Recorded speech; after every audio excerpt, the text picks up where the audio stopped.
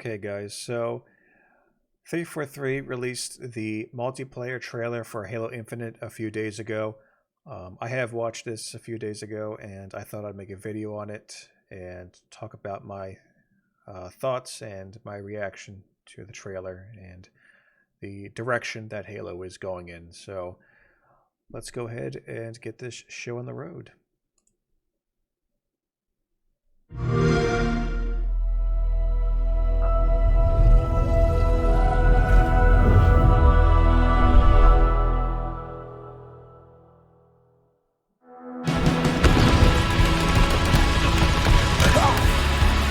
Just the feeling of like being in a firefight and hearing the click of the gun, throwing it down, grabbing one off the wall. My gunner's upside down and he's like laying in. I see kill assist, kill assist, kill assist. Any pistol across any of the games. Whatever gun allows me to feel the most like John Wick, I am there.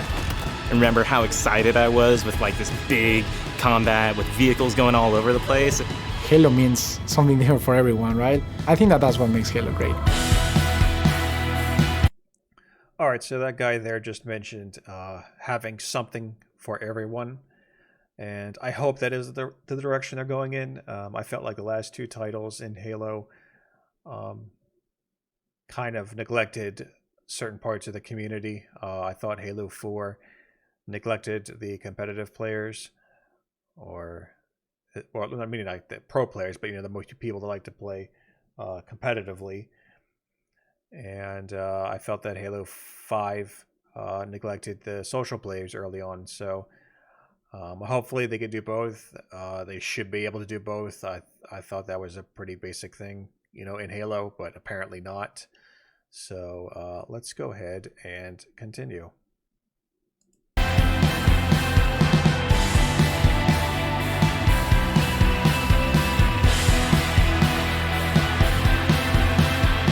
What is Halo multiplayer? And for me, it boils down to this tight arena-style combat and big team battle, this wide open, vehicle-infused kind of combat. We're taking that awesome legacy or classic Halo combat experience and modernizing it in ways that'll feel fresh to old players and really exciting to new players. We're gonna give you great ways to customize your Spartan, really make your super soldier your own, and we're kicking off a journey, an experience that's going to evolve month to month, season to season, year after year. So it's really great to see Joseph Staten working back on Halo. It's kind of like the way it should be, honestly. And I hope that this is a sign that they're taking the concerns of classic Halo players more seriously. I would consider myself a classic Halo player.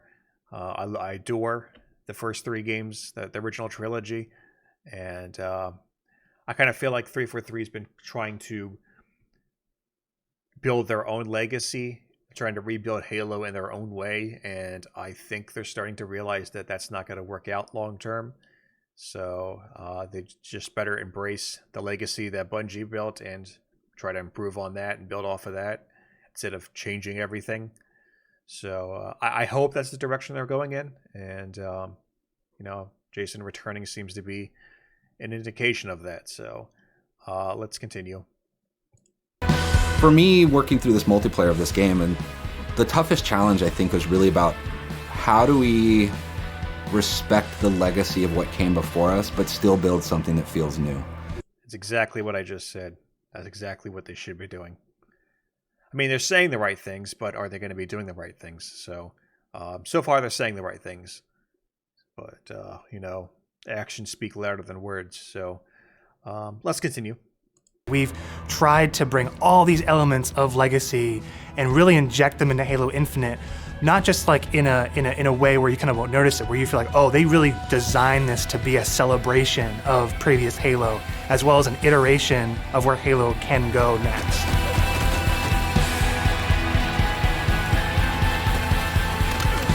The vision of Arena was all about a tight experience. It was all about being fair. It was all about earning everything on the map, earning everything, every kill you get. Going back to like what is the core foundation of what made the great Halo multiplayer arena matches great. Halo, it's really about fair and balanced starts. So everybody's on equal footing when they come off the rip. And then once they start running around, it's about scavenging, it's about finding new toys and kind of developing your playstyle as you run through the match. Okay, so it seems that they are conscious of what a good arena shooter is, but they've actually given it some thought, so that's good. I would argue that Halo 4, they gave absolutely no thought into what makes a good arena shooter a good arena shooter. And yeah, that multiplayer is a total mess. So I'm glad. It seems like they're learning their lessons and taking the feedback that we've given them over the years. I hope they are. Again, actions speak louder than words. So let's continue. What makes Halo feel like Halo? I feel like the answer to that question is the sandbox. Like, the sandbox is Halo. When we set out to look at Halo Infinite from a high level and the direction of what it is, there's lots of exciting things there because we really wanted to push what are the things that are true to Halo, but what are the things that... Oh yeah, I've seen this. I think this is interesting. It's sort of like the bubble shield, but you can actually shoot out parts of the bubble. So it can still give you that quick cover when you need it. But it's not totally invincible, obviously. So that's good. That's interesting. I like the idea that they've returned equipment. We'll probably talk about that later in the video. that fans haven't seen yet. Yes, the grapple hook. Yeah, I'm definitely probably more skeptical on this than the rest of the Halo community out there. I just feel like, yeah, it makes for it's good for advertising, but it might make for some good, cool moments, some kick-ass moments. But is it really balanced? Is it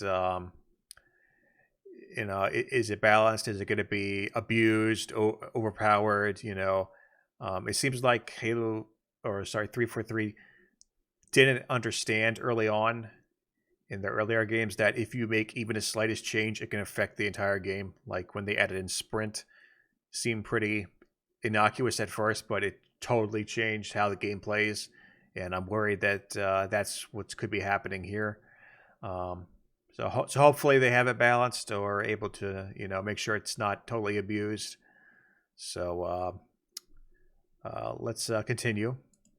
Equipment is back, but equipment is kind of has a bigger voice than ever before. We ask questions to ourselves of if you could go after a power weapon to get a bunch of kills, would you do that, or could you go and get grapple to make sure that you swing yourself to the other side of a map to back cap a stronghold?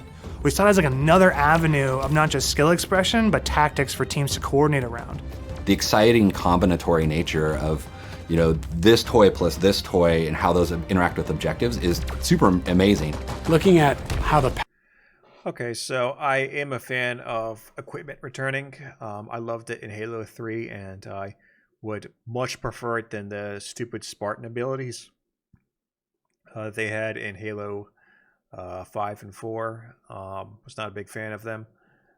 And I think it's a good step in the right direction, so that's good.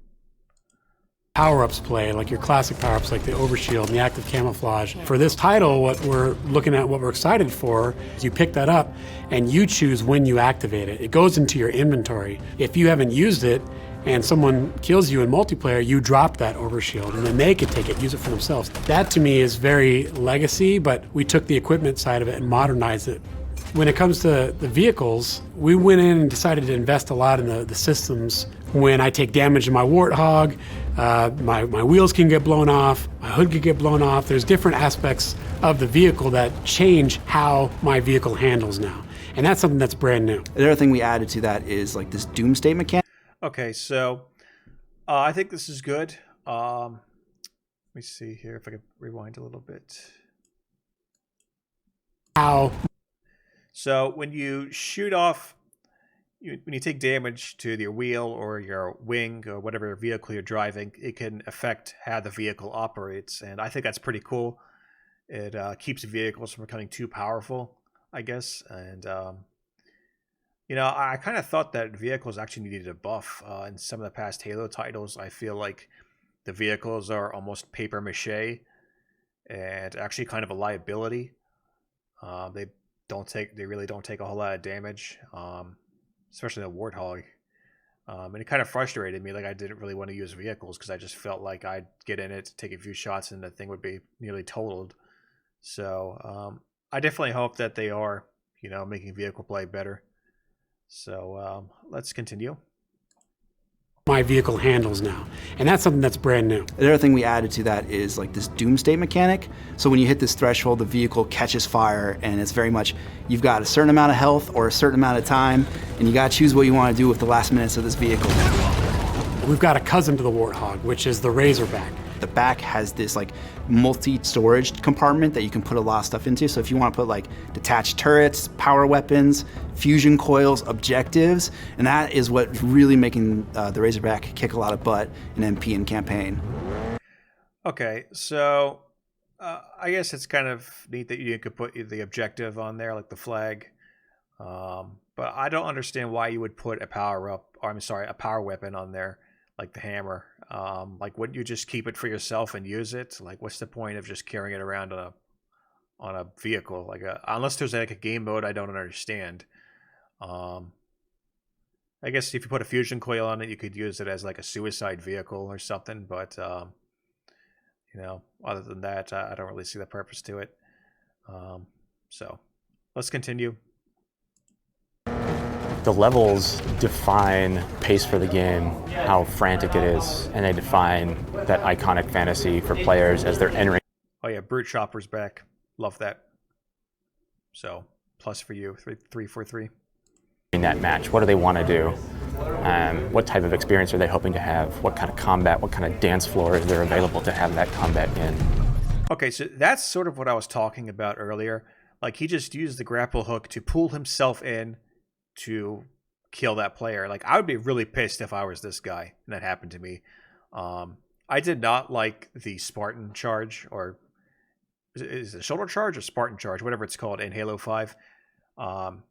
Basically, you just take a few shots and then you use it and you could kill a player. So you could kill a player pretty quickly with it, and I just felt like it was overused.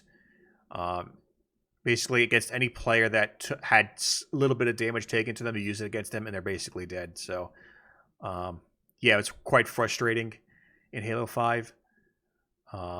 So, again, like I said, this needs to be balanced, but we'll see. Let's continue.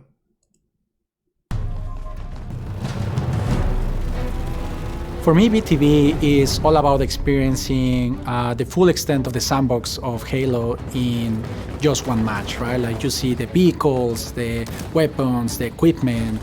We really wanted to take that kind of concept, those feels you had, playing the previous games, and just turn the volume up.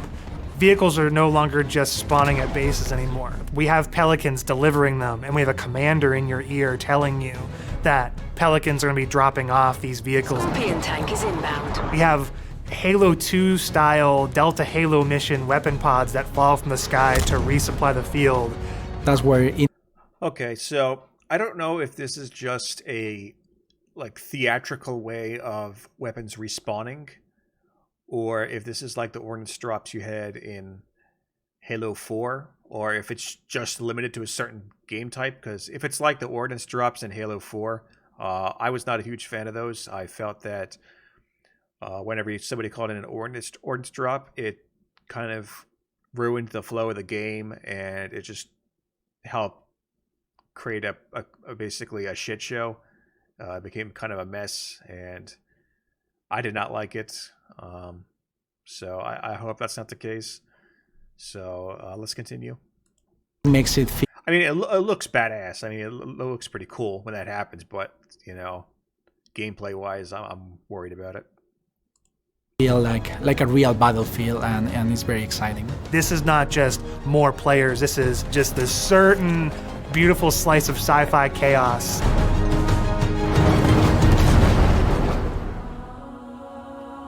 The announcer is your big gameplay moments, your game modes, just like the way it was before. Flay Personal AI is really a reflection and information for the player. Personal AI.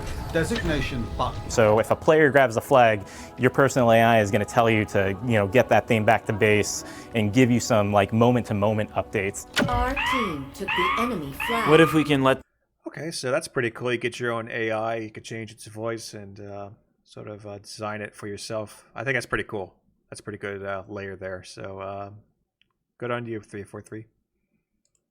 Players choose their own AI, and each one of those are different voices, so that players can find the one that fits their personality and their mood the best.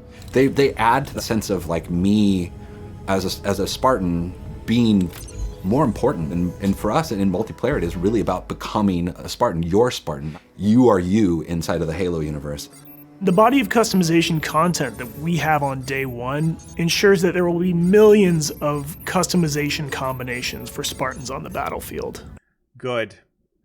Hopefully they're good. A lot better than Halo 5's. Halo 5's customization was not good. I was not a fan of it. A lot of the choices were not good, and it was kind of made that way, I'm assuming, to try to flesh out the loot box system.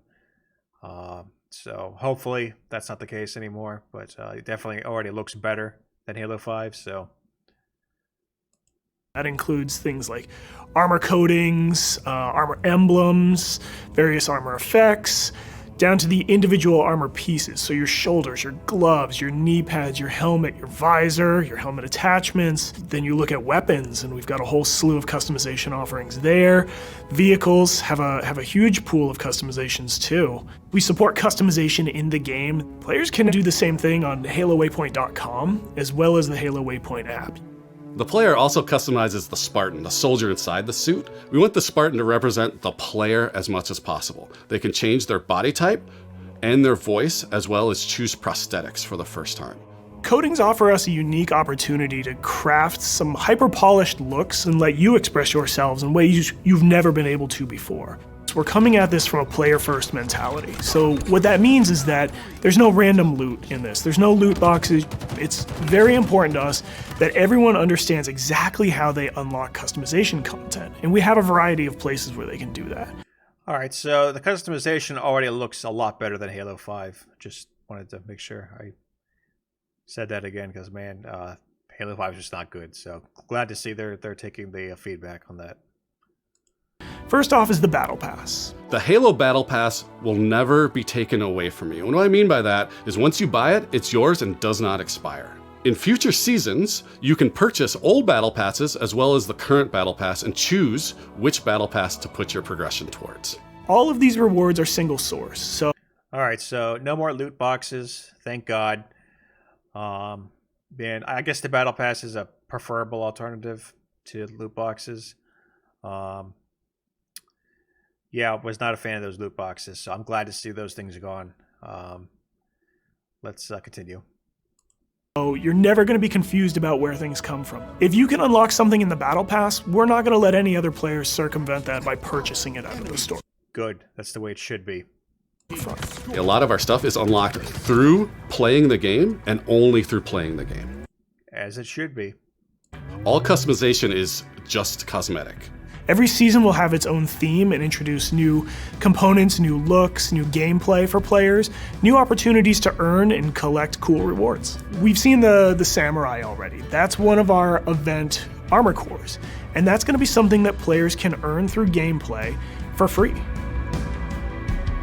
With us going free to play for the multiplayer part of the game, like that was a big goal because, how do we have a way we can always bring players in, right? And they can, when we have a new update, they'll just dip their toes in if they even just want to see it. Not only are we free to play, but we're free to play on PC as well as console. And what that means is we're able to get the biggest audience we've ever had. Everybody gets to play with no barriers. And even better, your progression carries from one platform to the next. Getting our game to be... That's good. I'm not sure. Was the Master Chief Collection cross-platform? I don't think it was.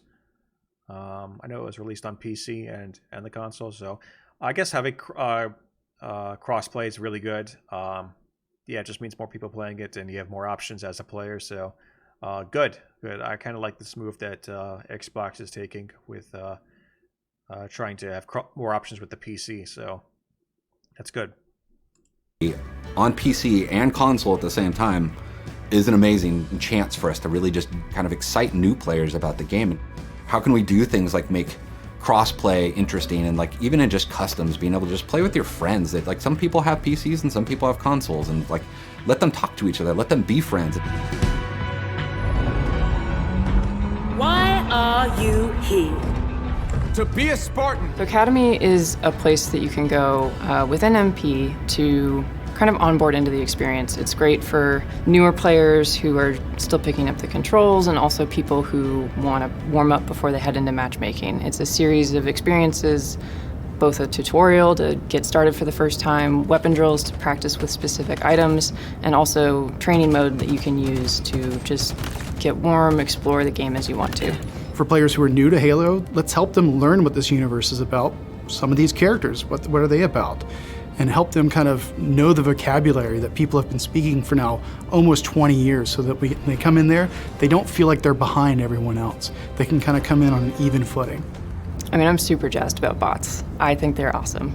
Our goal with bots has been to have a variety of difficulties that kind of provide a good training partner for wherever you're at in the experience. Good. I really like that they've added bots in. I've been wanting this for about over a decade now. Sometimes there are just days where I don't really want to play against anyone else and just, screw around in the sandbox or the multiplayer. And, I think it's definitely an option for a good offline experience if that's what you want. And there are different difficulty options, it looks like. So that's good. That's good. I'm definitely going to give it a shot if I get the game. That's good. That's good. I like that. So. Partnering with our players on the road to launch and after launch is absolutely critical, right? I mean, Halo's always been about the community conversation. We want to make sure we hear our players, make changes where we can based on that feedback, make sure the game is ready for launch, and then even beyond launch. What I'm genuinely excited about is taking the game out of our hands and putting it into the community's hands. Whether it's seeing what people make in Forge or the content that they're able to create with theater, watching streamers go after the game.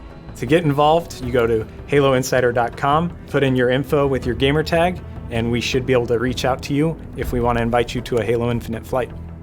We feel like we've got a pretty good selection at launch and what's going to be there for our fans. And this isn't going to be something that is just a static set of items. We have some new stuff in the works already, and just can't wait to really get into that as soon as this game comes out. New maps, new modes, new ways to customize. Oh, by the way, this is just a little bit off topic.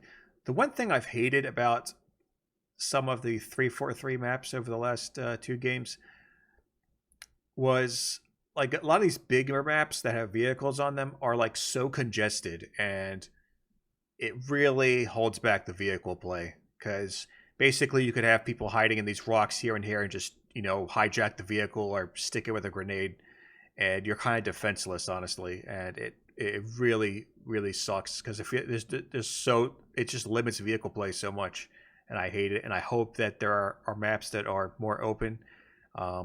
This looks like a remake of Valhalla, so I am a fan of Valhalla, but it looks like Valhalla with a bunch of shit in between.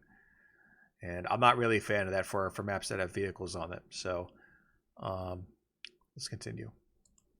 Your Spartan launch is just the beginning. Now we're just going to be able to talk, interact more frequently, and that's just going to be great. That is the future of Halo Infinite multiplayer. Thank you to the community for all their feedback over the years so far, and I'm looking forward to the road to launch itself, and beyond.